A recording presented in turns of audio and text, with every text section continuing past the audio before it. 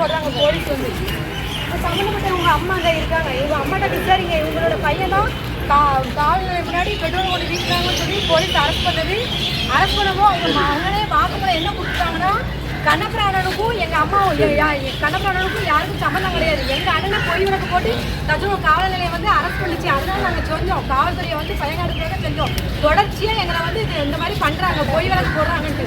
அவங்க அம்மாட்டு நீங்கள் வாக்குமூலம் கேட்டுக்கோங்க. அவங்க அம்மா மனு பார்த்துட்டு வந்து கேட்டிருக்கு அந்த பசங்க கிட்ட. நான் வந்து ஜெயிலில் ட்ரெயின் வந்து ஒருத்தர் சாப்பிட மாட்டான். உட்காருங்க, எல்லாரும் உட்காருங்க முதல்ல.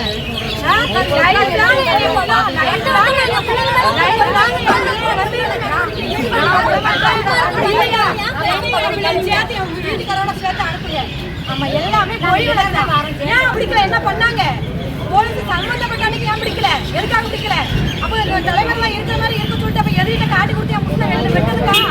அப்போ வந்து கொலை முயற்சி பண்றதுக்காக காட்டி கொடுத்தாங்களா? அப்புறம் ஏன் அன்னைக்கு பிடிக்கல? திருச்சியில வச்சு போலீஸ் பிடிச்சிருக்காங்க, அரெஸ்ட் பண்ணி. அவருக்கு கார் இருக்கு, 15 வீடு கட்டுறாரு.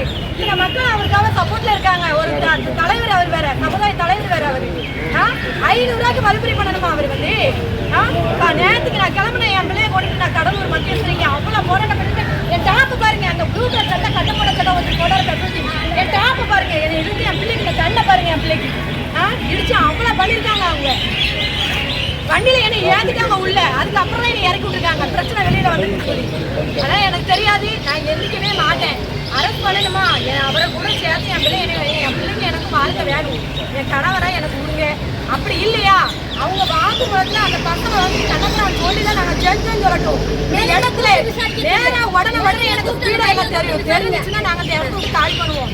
அப்படி இல்லையா நாங்கள் எங்க உண்ணாவிர போராட்டம் தொடர்ந்துட்டே இருக்கோம். இது வந்து பொய்யா சொல்ல, காவல் நிலையத்தில் நான் போய் பேசியிருக்கேன். என் கணவர் வந்து போன் காலில் எல்லாமே இருக்கு, எல்லாத்தையும் இன்புட்டில் எல்லாத்தையும் பேசிட்டாங்க. சார் இந்த மாதிரி எல்லாம் சொல்லியிருக்காங்க. ஏன் அப்போ போலீஸ் ஏன் அவ்வளோ நாள் விட்டாங்க? ஏன் இவ்வளோ நாள் விட்டாங்க? டிசி அப்போ எதுக்கு பேசினாங்க? அப்போ அவங்க எதுக்கு ஃபோன் பண்ணி பேசினாங்க?